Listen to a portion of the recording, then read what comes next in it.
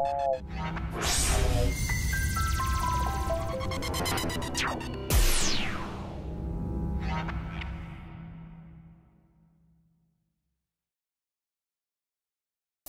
та бидний нэвтрүүлгийг хүлээсэн үү? Та дахиад нэг шилдэг хөлөөмөгчний гайхалтай сэтгэл хөдлөмж түүхийг сонсомоор байна уу? Тэгвэл бидэнтэй нэг хөлөмгийн бестселлер нэвтрүүлэг иргэн ирлээ. Энэ удаа бид дэлхийн шилдэг хөлөөмөгчд болох Лионел Месси, Фрэнк Лампард нарын номыг танд уншиж өгөх гэж байна.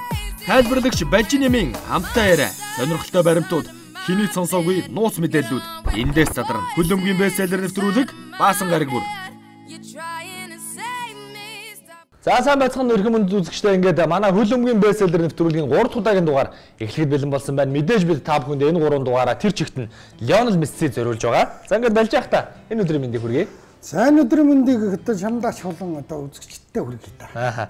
За удахгүй аврагуудын лигийн хасагдах шатны тоглолтууд маань эхлэх гэж байна. Барселонагийн хувьд бол одоо бас лигүү гэгдэж байгаа Манчестер Сититэй таарсан байгаа. Өнгөрсөн жил болон энэ жил ер нь Барсагийн тоглолтыг тайлбарлалуу. Месси мэнээр нь ямар шохон баг шиг байна. Харж амжсан уу? Харж амжсан. Сая бол доо аврагуудын лиг дуустдгийн даваан дээр нэг юм Барсаг барьж авах нэг зол тохиолоо. За. Энэ гуравч амар да гэсэн чинь гурлаа хийчлүү яалаа. Одоо тэгээд тийм Paris Saint-Germain дээр тий. Яг үнэ. Одоо тэгсэн одоо тэгэхээр ер нь гайгүй үзэхүүл гэж бол бодоод байна. Ер нь Неймар Суарес Месси гурвал үзэхгүй бол одоо ер нь тэгээ хэн үзэх вдээ одоо нөгөө айхтар Криштиано Роналдо, Бэл, Бензема гуравтаа чи одоо Испандаач үзнэ, аврагуудын лигч үзнэ гэж үүж байгаа шүү дээ. Энэ удаагийн даваа бол ер нь тэгээд нэлээд хатуухан таарсан байгаа болоо. За тэгэлгүй яг мэдээж аврагуудын лигийн болон Премьер лигийн ер нь дэлхийн хөлөнд орж байгаа бүх тоглолтуудыг манай телевизэд үзүүлдгээрээ давуу талтай байгаа. За өнөөдөр хоёулаа Мессигийн талаар өмнөх 2 дугаар дээр бол бага нас болон за залуучуудын дэлхийн аварга Олимпийн талаар хальц дурдаад өнгөрсөн. Өнөөдөр ямар зүйл ярих гэж байна вэ? Өнөөдөр ер нь тэгээд нэг Олимпийн талаар 2008 оны зуны Олимпийн наадам эхлэхийн өмнө ер нь ямар хуу уран амьсгал байсан юм бэ гэдэг талаар бол ер нь түлхүү ярих гэж бол миний хувьд бодогдож байна. За. Би бас таны түрүүний өмнөх дугаарууд дээр хоёулаа ярьжсэн. 2005 оны залуучуудын дэлхийн аварга болон 2008 оны Олимпиос одоо тэр яг нэг баг яваад байгаа шүү дээ залуучуудын. Тэр баг бол ер нь явсаар сая 2014 оны дэлхийн аварга хамгийн оргил амжилттай үзүүллээ гэж миний хувьд бол бодож байгаа. Одоо тэгэхээр бол одоо Месси чи ерөөсөө тэр нэг 2005 оны залуучуудын дэлхийн аваргад алтан медалыг аваад 8 онд Бээжинд ирэхдээ алтан медаль авахдаа тэр 15 залуу нь дахиад алтан медаль авчиж байгаа. Тэр 15 залуугийн гол цөм явсаар байгаад 2014 оны дэлхийн аваргын мөнгөн медалийг хүртэж байгаа. Одоо энэ хүнд одоо юу хэрэгтэй юм бэ? Тэгэхээр сая тэр дэлхийн аварга шалгаруулах тэмцээн дээр бол одоо шилдэг тоглогчийн шагналыг авчаад бол одоо баг нь алт авч чадаагүй голонгуу өнтер байгаа бол одоо харагдана лээ. Тэгэлгүй яах вэ?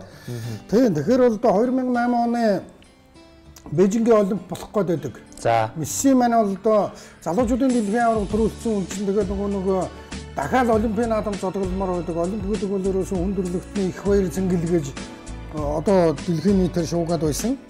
Зайн гэсэн чинь ерөөсөө сэтгэл төгссөн эдгээр өдрүүд Месси бол одоо ер нь марг нойртой чамж исэн юм уу, нойргүй чамж исэн юм. 2008 оны 7 сарын 15. За. Манайхаар бол наадмын дараагаар Барселона клубийнхэн шинэ цугларалтанд бол гарч ирсэн. Шинэ цугларалтанд гараад ирэхэд Роналдиньо бол одоо байхгүй байсан. Франк Райкард байхгүй. Пеп Гвардиола гэсэн шинэ засгалжуулагч ирчихсэн. Тэгээд шинэ засгалжуулагч эдгээр тоглогчдыг шинэ багаа бүрдүүлж авангуудаа бол одоо юу руу явсан. Шотланд руу бэлтгэл хийхээр бол одоо цугларалтанд явсан. За. Шотландд Барса клубын цугларалт болж байхад бол одоо Аргентины Олимпийн шгшээогийнхэн Японд цугларалт хийчихсэн. Японы шгшээогтой нөхөрсөг тоглолт хийх гээд бол одоо байж исэн. Тэгээд бол одоо Месси тийшээ явахаар ингээд ерөн сэтгэл санаа бол одоо шгшээог руугаа явчаад байж байтал Барсагийнхэн эрс эсэргүүцчих гэсэн. За. Ёстой тийм байхгүй. Чи 8 сард ингээд хаяа яваад өгөхөр бид нар вэ штэ аврагуудын лигийн шгшээ 32-д орох эрхийн төлөө тоглоноо. Висла Краков гэдэг нэг Польшийн нэг ядарсан юмтай үзэх юм байна л та. Гэхдээ тэрийг л хожоод юу 9 сарын тэр 10 хэднэр эхлэх аврагуудын лигэд Мессиг Бээжинд явуулчаал өөрөөсөө Висла Краковыг Мессиг үгээр л ходжчихно үү. Тэг чин чи одоо Барселона клубын 10 номерыг зүүчээд чамд бид нар хамгийн өндөр үнэтэй гэрээ санал болгочоо чамайг салинжуулаа гэж яхад чи яхаараа ингэж одоо Олимпийн наадамдаа явна гэж ингэж суушидгийн. Чи ер нь ямар хариуцлагагүй зарчимгүй нөхрөө. Тийм байхгүйгээд Барселоны багийн эзэн Хуан Лапорта гэдэг нөхөр спортын захирал Чики Бернстайн хоёр бол одоо тэгээ зүтгээд байдаг.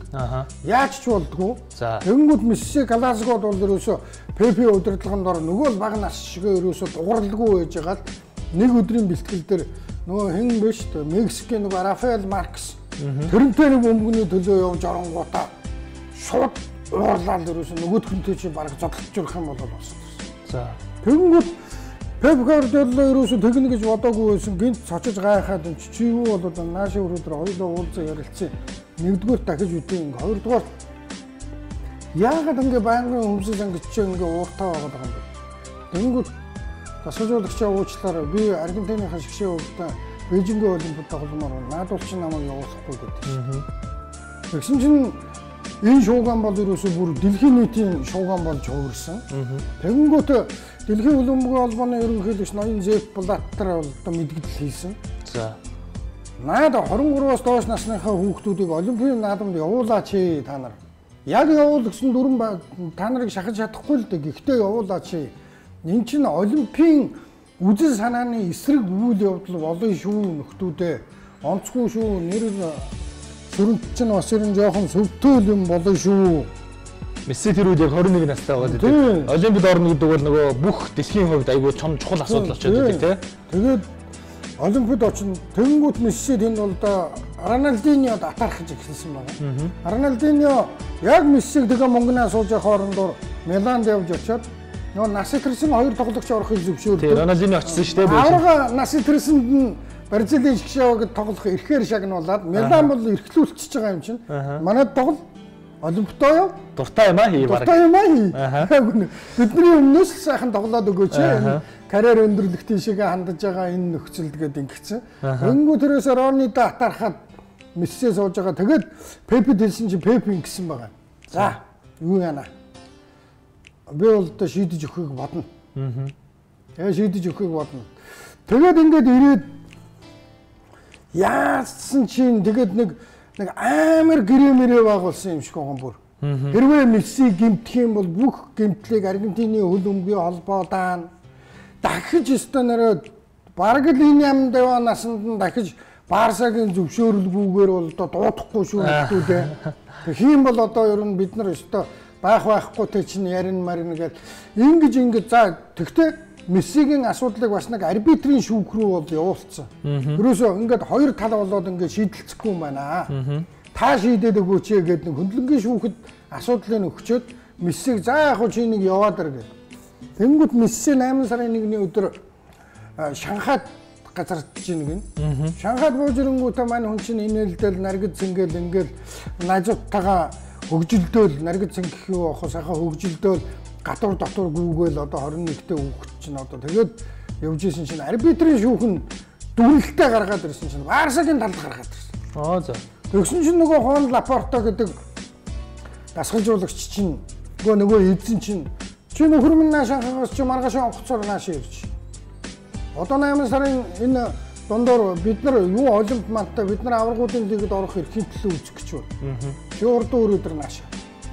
Тэнгүүт тэр чинь нөгөө төрүүлдэг аваргуудын лиг нь шүү дээ. 9 онд төрүүлчихэж байгаа юм чи.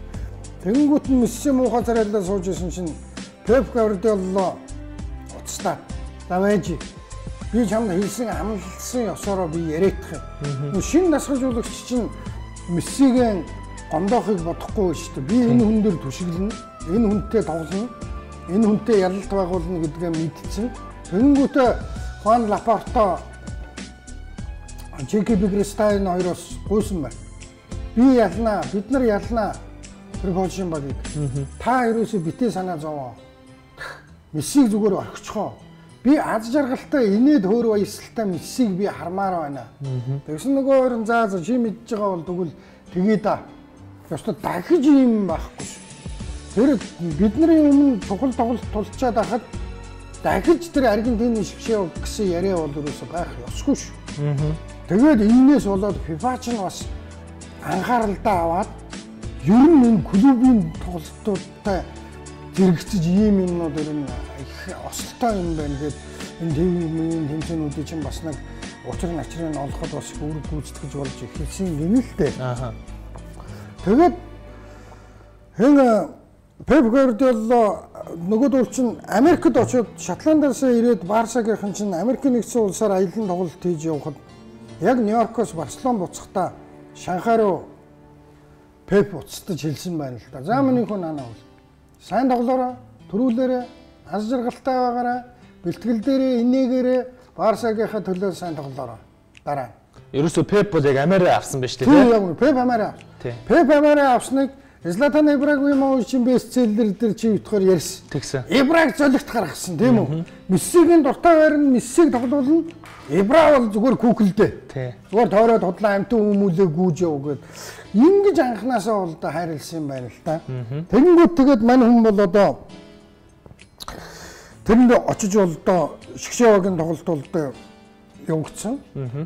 Энэ Шгшээг ер нь Бэлжид тоглосон юуны дараагаар манай бэлдсэн үзүүл харуулах юмныхаа дараа болох уу? За тэгье.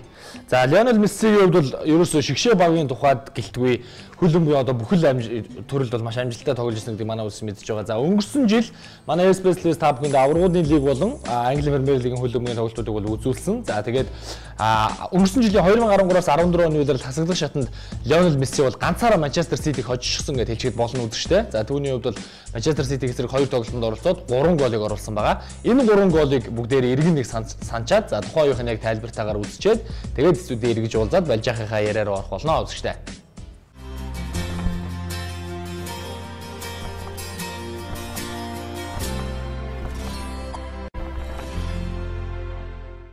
За цагуун бүсгэц гүйсэн дамжуулт гаргасан Лионел Месси 11 метрийн торгуулийн цогол. За улаан смарт дэмжээс гадч эсрэг ганцаараа гарч ирсэн намирчин дээр шууд унгаачлаа. За ингээд 11 метрийн торгуулийн цоголтыг ер нь баг дотор багтай. Яа харахгүй давтлаа саяных бол яа харахгүй давч энэ бол. За гадна байна. Уналт нь бол гадна байна. Энэ бол яа харахгүй давч үзэгчтэй. Гадч эсрэг ганцаараа гарч ирсэн энэ доо. Урд нь хийж байхгүй. За ингээд Манчестер Сити харуулаа үлдлээ. Мартин Демичелс өнөөдрийн тоглолт ямар ч өөгүй. Үнэхээр мондод тоглож ирсэн. Нэг удаагийн алдаа хийх ингээ бага хөдөж байна. За доторг заасан юм байна шүүгч. За ямар ч үсэн алдаагүй ямар ч үсэн гадна гарчихсан байсан тий. Эндээс бол юу гэж улаан утас бол яг улаан утас байсан тий. Гэхдээ хамгийн гол нь гадаа байсан. За тэр Вьетнамын төг Чилийн төг цагаан харагдаж байгаа юм. За тэгээд цогс өгж нэмж ямар хөө байдалд оруулах нь бол Лионел Мессигийн зөвхөлтөөс харагдах болно.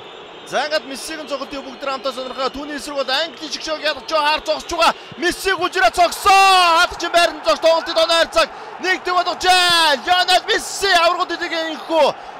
Барселона Манчестер Ситигийн тоглолтын анхны голыг инхүү оруулжээ. Үзэгчтэй. За Лионел Андрес Мессигийн гэсээр аврагуудын лиг 66 дахь гол оруулж байна. За мэдээж аврагуудын лигийн түүхэнд хамгийн олон гол оруулсан 71 голоор Раул Ганзалес бишгтэй түүнтэй бас нэг алхам дахин л ойртож эхэлж байна. Лионел Андрес Месси тооны ярцаг нэгдэг болгосон. За энэ өдрөд бас гэмтгүүд бас олон тоглолтод оролцох байгаа түүний голыг бас багасгачаад байгаа шүү дээ тийм ч учраас Алексис Санчес жишээлбэл лигийн төвшөнд Испаний лигийн төвшөнд бол тэргүүлж байгаа. Данаа үед өнөөдөр бас Ситид нь тийм сонирхолтой шийдвэрүүд гаргаад байна. Фабригас дамжуулсан Месси.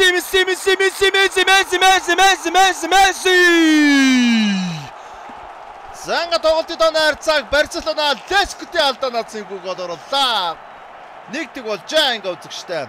За ингээд үндсэн харьцаа 3-1 болж Манчестер Ситид үлдсэн байсан бяцхан найдвар ерөөхдөө унтарлаа. За Лескотыг бүтээр тоглолтын өмнө ярьжсэн. Лескот бол одоо энэ тоглолтын дээр одоо том асуудал гаргаж магадгүйсэн. Лескот яг харахгүй одоо алдчихлаа. За ингээд Лионел Андрес Месси аврагуудын лигт 8 дахь гол оруулж байна. Хэрэгтэй үед чухал голыг оруулж чаддгаараа алдартай шүү дээ. 4 удаагийн дэлхийн шилдэг хөлбөмбөгч Месси бурхандаа залбирлаа. 5 тоглолтод 8 гол. За онцгой мөчид, онцгой цаг үед, онцгой тоглогч, онцгой голыг инхүү орууллаа. За ингээд Ситигийн одоо бүр 3-3 гол оруулалт албатай болсон. Зандер Лескот хараа. За одоо дамжуултыг яг эндээс харин хоёр хөлийнхэн дундуур явсан юм болов уу? За тийм бол тий. Тийм хэцүү байгаагүй тий.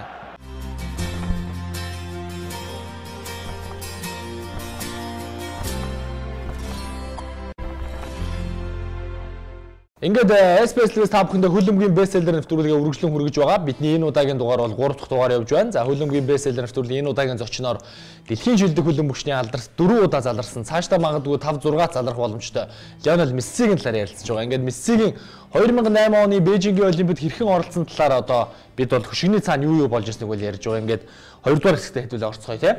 За 8 онд бол ер нь Аргентины шоуг их сайн байсан гэхдээ 8 оны өрсөлдөөн бол үнэхээр чанга байсан. Түрүүн та хэлсэн Роналдиньотой Бразилийн шоуг бол ер нь төрүүлэл гэж очижсэн яг тэр тэмцээнд бол. Ерөөсөө Бразилийн шоуг Олимпийн наадамд ерөөсөө төрүүлж үзээгүй байсан. За ингээд Аргентины тоглолтууд бол эхэлсэн. Эхлээд зааны ясан эргийг 2-1 харьцаатайгаар хожиход Лионел Месси эхний голыг оруулсан. Яг энэ тоглолтын дараагаар Барса нөгөө аваргуудын лигийн эрхийн төлөө тоглох Висла Краков гэдэг багийг 4 тэгээр хожиж бүр санааг нь амраас. За ашгүй нөгөө хажаад ирсэн. Тэр чинь бас ардаа санаа зовоод яваа штэ өөрхийн юм аа чинь. Тэгсэн чинь ашгүй нэг юм тэнд 4 тэгээр ихний тоглолтын дээр бот нэр гэж өгөө. За ингээд өстө бөөм баяраа. Одоо ерөөсөө эндэл төрүүлэхээсээр арга баг. За дараа нь ингэж явж байгаад хасагдах шатнд Бээжин нэрээд Сербтэй тоглоход Мессиг Шанхайн тоглолтуудад бол Месси бол гангалдгаараа гангалсан юм байна. Тэгээд нөгөө тэмцээн нарийсаад Бээжинд дахин ороод ирсэн чинь Сербтэй тоглолтод тэргүй Сербийг очих юм чинь Мессиг сэлгээнд суулгаа. Тэгсэн чинь тэр ажилтсны цэнгэлд хүрвэл нөгөө шууны өөр цэнгэлд хүрвэл ч одоо 90000 ч хүн байсан. Бүгдээрээ Месси гэж орилдоо. За ингээд Месси бол ерөөсө хятад одоо болсон тодорхой болжээ.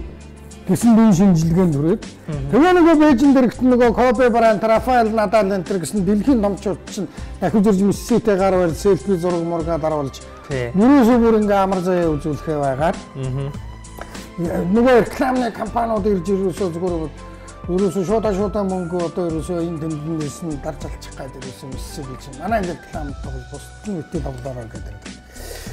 Тэгээ нөгөө хасагдах шатны юун дээр Бээжин дэрчэл одоо тэгэл бас л од болох үйл ажиллагаа үргэлжлэл явж байсан чинь Галланттай уулзраад таарсан чинь Мара ирчих гэж.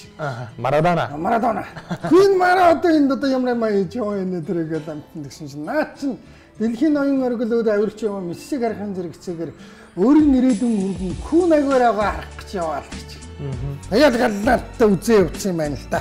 Галланд занал дүрсэлтэгч үү? Галланд бол одоо ерөөсөө занал дүрсэлтэгч юм байлгүй. Тэгсэн чинь л байхгүй. Тэн дээр чинь ерөөсөө тэгэл Месси ч гол хийгээл, Англид Мария ч гол хийгээл одоо ерөөсөө тэгэл тэмцэн байна. Бужигнуулж өгч тэ. Тэгээ Галланд нэг хожоо гараад ирж гин.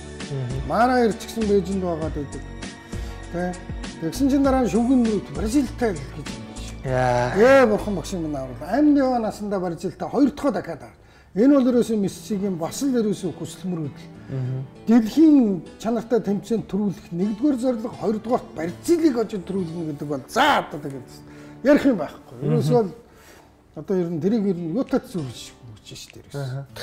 Тэгээд Бразилтэй чинь үзээ өвчин чинь тэр дээр бол одоо ерөөсөө залуу авиастны эсрэг хөлбөмбөгийн эд шидтэн гэл Ороны Месси хоёрыг чинь ерөөсө талаар дэлхийн хэвлэлүүд чинь шуугаад л нөгөө хөлбөмбөгөө жоохон рекламдаж өндөрт гаргаж өгөхгүй л Олимпийн хөлбөмбөг чинь залуучууд тоглодог гэдэг утгаараа нэг жаахан тиймэрхүү. Тий. Тэгээ хийжсэн чинь байдгүй шүү. Агуэро тэр дээр хатан маавыгаа харцсан Агуэро чинь 2-ыг тууж өгвөл Мессийн Рикелме нэгийг хийгээл ингээл 3 тэгээ харьцаатаагаар очиход Ороны хэлсэн биш. Яана газрын гав гэж байна уу? Тийшээ орох юм чинь амтны нүр яаж харна. Тэгээд ерөөсөө нөгөөд бол чинь бут авч өгөөл энэ дэр нэг сонин зураг байвал бас үзүүлүүлэх сонин. Марадонагийн охин нөгөө Жанина гэдэг охин хэдэн сартаа жирэмсэн Агуэрогийн эхнэр жирэмсэн байсан юм байна. Одоо сүйт үсгүй, найз үсгүй. Агуэро тэнд соосох өгч байгаа селебрашн үзүүлдэг юм байна л да. Энэ минийгээ бол аваргууд бол бэлтцээд орсон гэж шүү. Их дээрээс. Тэр чинь ерөөсөө эхнэртэй сюрприз барихаас гадна Марад бас харагдаад яваад байгаа шүү. Агуэро чи тэ. Хатан маалдаа талцсан. Тийм байж магадгүй. Тэгсэн чинь нөгөө л нэг 2005 оны дэлхийн аваргын пенальт таарж исэн Нигерийн шгшээгтэйгээ таарж гин би дандаа нэг Англид Мария хожлын голыг оруулсан гэж ярьдаг байхгүй. Тэгсэн чинь наа номон дээр ч юм байж. Талбайн төвд эзэнгүй үжигэн явсан бөмбөгөн дундаас Месси Англид Мария руу одоо алсын дамжуулалт хийдэг юм байна л. Тэнгүүд авраг давхиж очингуудаа хаалгачин дээгүүр давуулаад хийдэг юм. Ингээд 2008 оны Бээжингийн Олимпийн наадамд төрүүлээд. За тэгээд энэ төрүүлсэн нөгөө болж байгаа нөгөө дэлхийн аваргаар Швейцар Аргентин хоёр тоглоход Месси зоноос тууж явсаар байгаа Ди Мария дамжуулдаг шүү дээ. Ер нь баг л нэг тиймэрхүү. Одоо тиймэрхүү. Хоёрыг ер нь баг жагсаага зэрэгчүүлээд үзчихсэн харуулсан ч өөр одоо даах байхгүй. Ерөөсөө Ди Мария ч тэр тим шийдвэрлэх гол тэр Мессигийн дамжуулалтаар хийсэн. За ингээд энэ бол одоо нэг Олимпийн наадам төгсдөг өдөр болсон алтан медалийн төлөө тоглолт ярьсан чинь бас нэгэн дурсамж бас санагдав байц. За. Би нэг урд нь ажиллаж байсан телевизэд Олимпийн хөлбөмбөг тайлбарлаж ирсэн. Тэгсэн чинь яг энэ Олимпийн хөлбөмбөгийн алтан медалийн төлөө тоглолтод давхцаад Сэрдам Батруугаа хоёр зодтолсон байхгүй. Хин ч үзээгүй Монголд би л ганцаархнаа яг шууд үзсэн. Би тайлбарлаж байгаа юм чи яах юм. Тэг чинь тэгээд би ганцаараа нөгөөдгийн би бичлэг яг шууд явж байгаа 2 дугаар сувгаар шууд явж байгаа шүүл гэсэн Монгол даяараа бокс дээр сувгаа тааруулсан байсан юм чинь намайг үзээ сууж байгаа юм гэж байх үү? Тэр хоёрын цагийн жоохон зөрөөжтэй тий. Ерөөсөө яг тэгсэн. Тэрийг би бол ерөөсөө бүр айгүй сайн мэдчихэе. За. Тэгвэл их сони юм байна тий. Тэгээд Мария ингээд тэгээд ерөөсөө Олимпийн наадам төрүүлээл. Тэгэл Олимпиад од болоод 8 оны намар ирээл. Тэгээд 2009 онд ч анхны алтан шахаа үздэй юм чинь одоо 8 онд ч Криштиану Роналдо авцсан байж байгаа шүү дээ тийм ээ. Одоо ингээд 8 оны намраас энэ Бээжингийн Олимпич 8 сарын 8-нд эхлээд 24-нд дуусдаг үгүй яадаг үлээ тийм ээ. Тэгтэл одоо 9 сараас эхлээд мань үний чинь одоо жинхэнэ нөгөө нэг мандан мадралын үеийн одоо эхэлж байгаа байхгүй. Одоо ингээд номныхын талаар бол одоо би яг тэр урдны тэр хөөрхийн балчир насны зовлон сэргэн мандалтын үеэс нь бол одоо ярьлаа. Мандан мадралтыг бол одоо манай залуучууд бүгд мэдэж байгаа учраас эднэрт үлдээе гэж бодсон. Одоо ингээд бэлдсэн юм бол одоо ингээд дуслаа. Тэгээд балжаахан хэлдгээр яг л одоо тэр оргилд яаж гарсан бэ гэдгийг бүгдийг гоё хар бараан тань гоё ярьлаа. Үнэхээр гоё нэвтрүүлгүүд бол боллоо гэж бодож байна. 9 10 11 12 4 дараалал дэлхийн шилдэг авсан. Тэр болгоныг манай үзэгч одоо дөрөв бид бараг бидгээрээс илүү мэдчихэе. Статистик мэдээлэл тий. За тэгээд энэ дуу зураас хоёлоо ховжиг ярихад сая одоо Мессигийн талаар одоо ч хүчтэй яригдчихэл байна л да тий. Мессигийн одоо энэ Барселонод байх орон зай байр суурь ер нь жоохон багасаад байна уу яаж ийн гэсэн байр суурин дээр Челси тоглох гээд байна уу да. Премьер лигт бас ирж магадгүй гэсэн яриануд явсан. Энэ талаар хэдүүл бас ярьжсэн. Таны бодлоор хэрвээ Месси Премьер лигт хүрээд ирвэл ер нь танд ямар байх вэ? Тэр төлөө мэдээллийг бас өгөөч. Та их гоё юм ярьжсэн. Би өөрөөсөө ингэж л боддгийн шүү дээ. Зүгээр миний бодлоо. За. Би хэрвээ Барсагийн захирал байсан бол одоо ингэ сонгол болох гэж байгаа юм чинь ажлаа өгөхдөө бараг мөнгөгүй айгуул хармаа хоосоо өгч магадгүй. Тийм учраас би одоо Мессиг амар үнэтэй байгаа дээр энэ 250 саяар бол одоо би зарна. Мөнгө олж байгаа юм би. Тэгэнгүүт Челси Мессиг худалдаад авах юм бол Adidas компани тал зардлыг гаргана гэдэг байгаа шүү дээ. 250 125 саяар нь тэн дээр гаргуулад өөрөө Абрамович 125 сая өгж авчаад 125 саяар нь Эден Хазарыг Реал Мадрид зарчина. Болж гин үү? Болж гин. Таны тоглолтод тийм яваад байгаа шүү. Ингээ зарчин. Азар Месси өөрөө нэг багт бас жоохон тийм. Үгүй болж байгаа юм чинь нөгөө цөөхөн сүрэг аданд 2,50 гэж чи нүгэл байгаа доорх. За одоо тэгээд ингээ тавьчин заа. Ерөөсө тэнгэрийн дор ерөөсө газар дээр нэг хаан байна, тэнгэрийн дор нэг л нар байна. Ерөөсө өөр тэгж хоёр нар, хоёр хаан байх ерөөсө ёсгүй. Энэ чинь одоо нөгөө Тэмүүжин жамуу хоёрыг зэрэгцүүлсэнтэй л угаа адил юм болно ш. Тийм учраас би бол тийм 8 хийн. Таны 8 бол өстой янзын 8 байна ш. Одоо. Тийм. Мишэрж байгаа юм чи хасараар яах юм. Тийм. За одоо энэ захим сайтууд дээр мэдээлснээр яг тэгсэн байлаа. 250 сая евро гэж гэрэн дээр бол заасан байгаа юм. Мессигийн үнийг. Тэгэхээр 250 сая евро гэдэг бол нэг багт хэтэрхий их үн. Яаж гарах вэ гэдэг гаргалгааг нь бол Балжаах сая 5 хүнд ёстой гоёор энгийнээр тайлбарлаад өгч тээ. Adidas бол хамтардаг 125 125 гэдээ гаргах чинь. За тиймэрхүү мэдээлүүд бол явж байгаа. Тэгээд Мессигийн хувьд бас гэр бүлтэй мэдээж хар багасаа үргэсэн охинтойгоо гэр бүл болсон. За хүү Thiago гэж одоо бяцхан хөөрхөн хүү түүний хувьд бол бас явж байгаа. За тэгээд Мессигийн хүү бас ер нь ирээдүйд хөлбөмбөгч болох магадлалтай гэсэн. Сая бас дэлхийн шилдэг хөлбөмбөгч болоод их гоё бичлэг дэлхийн нийтэд тарлаа л да. Тэрийг одоо бас үзүүлнэ. Роналдо Месси хоёр нэг өрөөнд VIP өрөөнд нөгөө шагналаа авсны дараагаар байжсэн. Роналдогийн хүү 3 настай хүү нь очиод Месси дээр очиод тоглох гээд байхгүй юу? Мессиг барьж аваад тэгсэн чинь Месси өхөрд бол хацар интернэтэнд барайл яасан. Роналдо хэлжилээ. Манай хүү ерөөсөө надтай байхдаа дандаа Мессиг л ярьдаг. Ерөөсөө чамааг л асуугаад байдаг. Интернетээр YouTube дээр ороод те Месси гэж бичээл тэгэл ерөөсө чиний тоглолтууд чиний гоолуудыг үздэг юм аа гэж хэлсэн. Тэр бас их хүмүүсийн гоё анхаарлыг татаж харагдсан. Бид нар л хөгжөөний өвчтөнд хооронд нь алцуулаад байдаг Роналдо Месси хоёрыг яг ясам дээр нөгөө хоёр ч айгүй гой найз нөхөрсөг байдаг. Тэгээд бас хэлсэн байлээ. Месси, Роналдо хоёр Месси хэлсэн байлээ. Хэрвээ Роналдотой нэг баг тоглох боломж надад болвол үнэхээр сайхан байсан гэж хэлсэн байлээ. Яг энэ хоёр бол зүгээр тэгээ харих шатандаа ороо зодог тайлахынхаа үед нэг 10 жил Мессигийн найзууд, Роналдогийн найзууд гэдэг нэг баахан тэмцээн зохиож нэг өрний юм бол тэр хүүхэд ярьснаас би харин энэ дэр нэг зүйлийг хэлэхэд Кун Агуэро Месси хоёр хүүхэдтэй солбоод загалмай гэсэн эцэг нь болсон. Тэгэхээр бол би хэлээд байгаа шүү дээ. Агуэрогийн хүүхэд бол амар тэр чинь бүр өвөн мара аав Агуэро загалмай гэсэн эцэг нь Месси гэж одоо шүтэн үед юм байна. Тэгээд нөгөө шүтдэг бурхан нь өлөмгийн бурхан тэнгэр гэж одоо тэгээ бүр аюул болно. Тэгэхээр Месси бол тийм Агуэро бол одоо болсон Марагийн өргөн байхаа бол яг нь одоо тэгээд манай Месси бол тийм байхгүй. Гэр бүлийн суур хүмүүжлээ тэр бол ерөөсөө янз бүрээсээ. Тэгэхээр ерөөсөө Месси бол одоо энэ сайхан үлдэгч залуу одоо тэгээд ийм л зовлонтой бэрхшээлийг туулж л явсан юм байна. Түүнээс Барса дээр л тэр өчнөө зовлон таарж байхад за волейбол биш. Аргентинда тэгээд нэг имчилгээ домчлохоо гэж явж байгаа. Тэгээд заавал хөлбөмбөгч болох ч юм уу ч юм уу гэж ингэсэн л бол одоо тэгээд дууслаа шүү дээ. Тий. Тэгээд бас түрүүний өмнөх дугаарууд дээр ярьж ирсэн Мессигийн аав нь бол гэр бүлийнх нь баян хүүгээсээ асуултуудыг асууж ирсэн тий. Хэрвээ чи яамаар байна гэх тэр бас их гоё юм байна тий ер нь.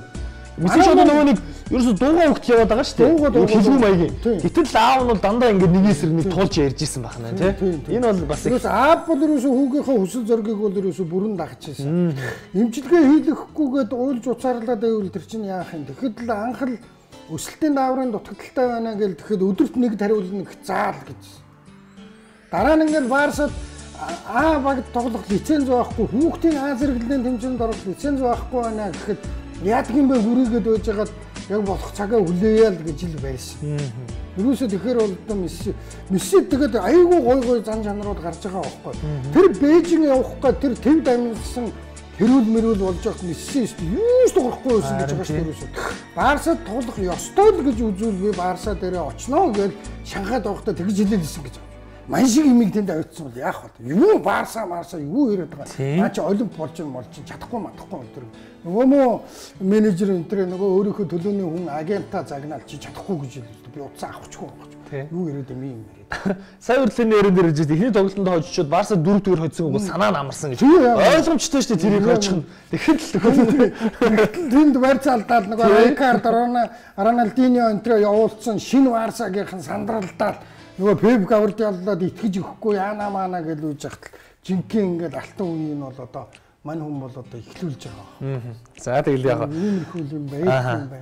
За ингээд Лионел Месситэй хамт байгаа дугаар маань ерөнхийдөө өндөрлөх төхөж байгаа үзэгчтэй. Бид та бүхэндээ 3 сайхан дугаарыг бол онцолж хүргэлээ. Бүгдээрээ хэсэгхэн амсхийн. За яаж амсхийх вэ гэхээр 2014-өөс 15 оны аваргуудын лигийн хэсгийн тоглолтуудад Лионел Месси бүх тоглолтуудад бол гол оруулсан. За түүний хэсгийн 6 тоглолтод оруулсан гайхалтай гоолуудыг нь үзнэ. Энэ гоолууд нь бидэнд аваргуудын лигийн амжилт болох Раул Гонсалес Бланкогийн амжилтыг Лионел Месси эвдсэн ийм сайхан амжилт байгаамаа. Энэ гоолуудыг үзчихэд тэгээд студид эргэж уулзаад за дараагийнхаа дугаарууд болон энэ дугаарынхаа бадсан одоо тайлбарыг хамтдаа их болно үзэгчтэй.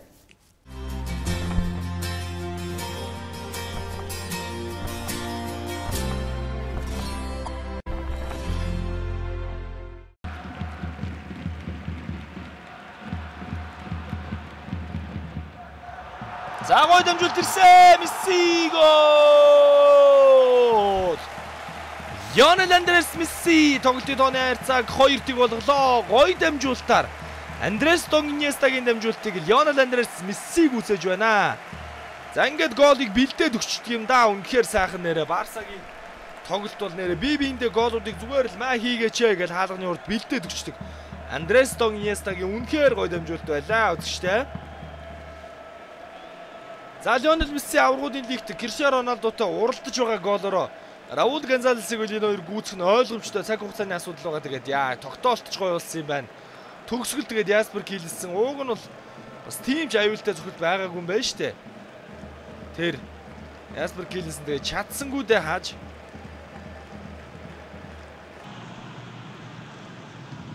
За Месси зөгчих үедээ гэсэн Педро Месси рүү Лионел Лионел Месси. Тийм ээ. Барселонын 10 дугаар тамирчин Лионел Андрес Месси гэдэг юм аа. 71 голтой болж аваргуудын лигийн бүх цаг үеийн мэрэгэн буучин жигсаалтыг Раул Гонсалесын хамтаар тэргүүлж эхлэв. Тийм ээ, түүнийг харж ав. Лионел Месси гэдэг юм аа. Мэрэгэн бууч болж магадгүй. За Луис Суарez анхны гол оруулж магадгүй гэдсэн. Ямар ч тач ихний үед хоёулаа голд чадлаа. За ингэснээр бол Апоэлын хувьд бол байдал хэцүү болоод ирсэн. Талбай дээр тоглож байгаа. За тэгээ тоглолтын ихнээс л ерөөсөө Барса ч довтлосоор байсан ингээд ямар тач 2 гол орох хувь заяа бол байсан юм байна. За энэ бол яг хачраа авчлаа гэж би харсан чи яг Рафинягийн тоглолтыг бол Месси албаар яг чиглэлийн өөрчлөлт өшгөлдсөн юм байна. За одоо сая хаалгач Пардод бол ямар ч буруу байсангүй. Клаудио Браво. За энэ Лионел Андрес Месси гол хийчлээ. Тоглолтын тооны харьцаа 3-1 болгоод өөрийнх нь голын тог 73 болгоод ирлээ. За Месси ингээд 5 тоглолтод 6 голыг оруулчлаа.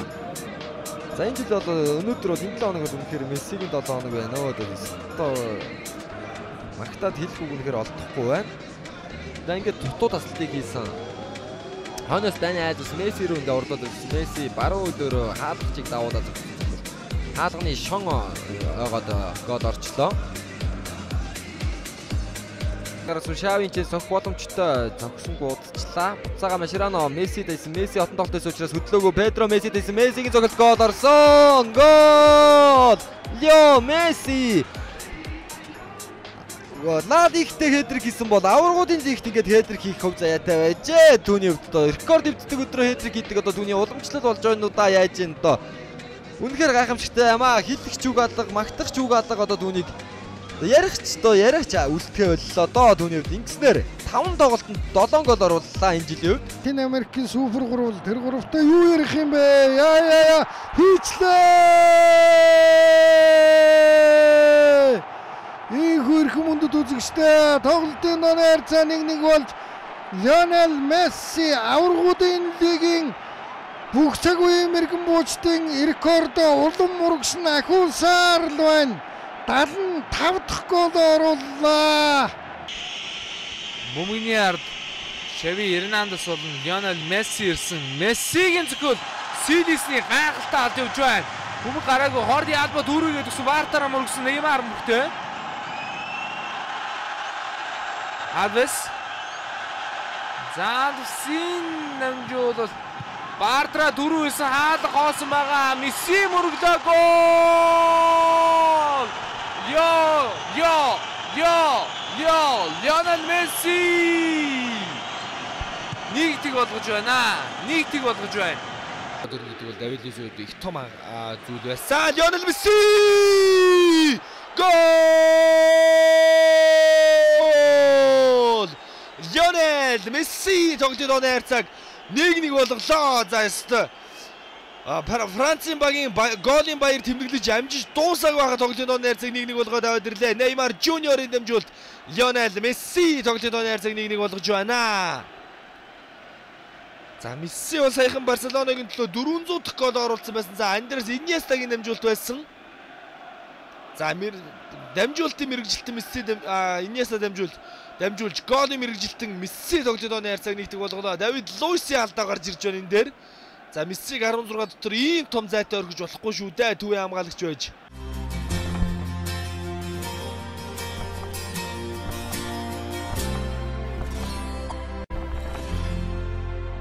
За ингээд SPS+ та бүхэндээ хөлбөмбөгийн бестселлер нэвтрүүлгээ Лионел Мессигийн 3 дугаараар онцолж хүргэлээ. Ингээд Мессигийнхаа номыг энэ түргээд өндөрлүүлэх гэсэн бодол байгаа тийм. За хоёулаа дараагийнхаа дугааруудыг ямар дугааруудаар хүрэх санаа бодол танд ер нь байна. За тэгээд Мессигийн ер нь энэ Лука Кавелогийн бичсэн ном хэр сэтгэлд чинь хүрв? Ер нь бол таны ярианаас харахад үнэхээр одоо амттай сайхан ном болсон юм шиг санагдаж байна. Тэгэхээр энэ ном бол зүгээр нэг л онцлогтой юм билээ. Мессигийн яг өөрийнх нь ярьсан юм бол энэ дэр бол байхгүй. Яг цуг дагаж явсан тэр цуг явж байсан. Одоо миний номыг өчхийн тулд бол одоо тэгэл зөмбөлөг та эдээс асууж байгаа л бичсэнтэй адилхан. Болж байгаа тэдний өдөр тийш явсан гэсэн. Тэр нь ч гэсэн бас илүү амин. Яг хажууны хөндлөнгөөс харж байсан улсууд бичсэн байгаа. Яг наад Каюли гэдэг нөхөр чинь амар сэргэлэг. Юусе бүгдээрнгээр нь гүгээд очиод ярилцлага аваад тэр хооронд ингэж бодод тунгааж хагаад тэр тэгж ирсэн тэр энэ ингэсэн гэдэг ингэ бичсэн. Зүгээр өөрөө наад чи одоо тэгээд айгүй ярихгүй үсттэй дараахын юм чинь түүнээс ш одоо би ном бичих болоогүй л гэн айгүй. Тэгин. Одоо Криштиану Роналдогийн тухай Сэр Алекс Фергюсны юуг бол одоо ярьсан. Мессигийн номыг ярьчлаа. Жерардыг хавар ярьсан юм чи одоо бас нөгөө нэг ноён оргил Лампардыг орхиж болохгүй баг. Лампард ч тэгээд энэ хавар бол одоо ер нь дэдд төгөлөхгүй бол чадах чи явчих магадгүй Америк руугаа. Тийм учраас одоо дараагийн бестселлерийн дугаарыг бол Лампардаар хийнэ гэж бодож байна. Тэгээд Лампардыг бол одоо хийхдээ бол одоо яг тэр номон дээр нь хэрвээ байдгийн бол яг хуу 12 онд аваргуудын лигэд төрүүлснийг нь бол оруулъя. Байдгүй бол одоо ёстой бас л бага насны нэр. Түүнээс одоо манай ялангуяа Челси тэгэл хөлбөмбөг сонирхтгол бол бүгд Лампардыг өнөөдөр мэдж байгаа юм чинь. Тэгээд угаасаа тэр ном нь 2-3 жилийн өмнө бичигдсэн ном учраас тэр CD-д ирсэн тухайн бол байхчгүй байд таараа. Тэр бага насны би бол уншсан. Нөгөө Harry Redknapp-та хамаатан Harry Redknapp-ийн хүү Jimmy Redknapp Ливерпулийн од Лампард иймхэн байхад хүүхэд байхад Jimmy Redknapp нь 3-4 насны ах нэг ийм байсан юм байна. Тэгээд тэр хоёр чөлөө цагаараа байнга тоглодог гэдэг байсан дөнгөж хөлбөмбөгчин болоод West Ham-д гарах гэж байхад нь нөгөөх нь аль үжээ Ливерпулийн том од болцсон ингээ байжсэн тэр тухайн байд юм бэ. Тэгээд Лампардынхаа талаар юм явсан дээр байна. За тэгээ үнээр гой санал байна нэмж чинь тэгээд манай бестселлер нэвтрүүлгийн гол агуулга нь үзэгчтэй хөшигний цаана юу болж байгааг бид нар бол онцлох хамгийн гол зорилготой байдаг. Тэгэхээс нэг хүн болгоны мэддэг Лампард хэдэн хон төрж тийм гол оруулсан гэдэг нь бол хинт сонирн биш байдаг учраас тийм учиртай байд юм аа үзэгчтэй. За ингээд Лионел Андрес Месси гэж дэлхийн хөлбөмбөгийн ноён оргил дэлхийн шилдэг хөлбөмбөгчийн шагналыг 4 удаа хүртсэн. За FC рекорд оруулсан голыг нь бол тоолж бархаагүй цааш тоологдож байгаа. Тэр агуу хөлбөмбөгчийн талаар 3 дугаарыг бид та бүхэнд бол хүргэлээ. Ингээд хөлбөмбөгийн бестселлер нэвтрүүлэгт хамт байсан бүх үзэгчдэд дахин баярлалаа гэж хэлье. Дараагийн дугаараар бүгдээрээ Фрэнк Лампардын талаар уулзах нь байна шүү. Ингээд дараагийн дугаар бол баяртай үзэгчтэй. За баяртай. Үзэгч та бидний нэвтрүүлгийг хүлээсэн үү? Та дахиад нэг шилдэг хөлбөмбөгчний гайхалтай сэтгэл хөдлөм түүхийг сонсомоор байна уу? Тэгвэл бидэнтэй нэг хөлбөмбөгийн бестселлер нэвтрүүлэг иргэн ирлээ. Энэ удаа бид дэлхийн шилдэг хөлбөмбөгчд болох Лионел Месси, Фрэнк Лампард нарын номыг танд уншиж өгөх гэж байна. Тайлбарлагч Балжинемийн хамтаа яриа, сонирхолтой баримтууд, хэний сонсоогүй нууц мэдээллүүд эндээс задарна. Хөлбөмбөгийн бестселлер нэвтрүүлэг Баасан гараг бүр